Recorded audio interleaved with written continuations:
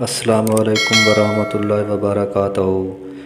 آپ صلی اللہ علیہ وآلہ وسلم خاتم النبیین نے فرمایا، جس شخص نے مسلمان بھائی کی بے عزتی کی یا کچھ اور زیادتی کی تو اسے چاہیے کہ وہ اس سے آج ہی معافی مانگ لے، اس سے پہلے کہ جب دینار اور درہم یعنی روپے پیسے اس کے پاس نہ ہوں گے۔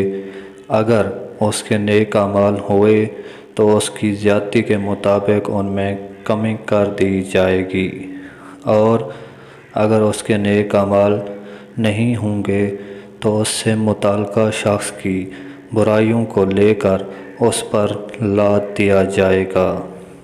Thanks for watching my video. میرے چینل کو سبسکرائب کیجیے گا اور ساتھ ہی گھنٹے کے نشان کو دبا دیجیے گا تاکہ ہر نئی آنے والی ویڈیو اور حدیث مبارکہ آپ تک بر وقت پہنچتی رہیں۔ Thanks for watching my video. اللہ حافظ۔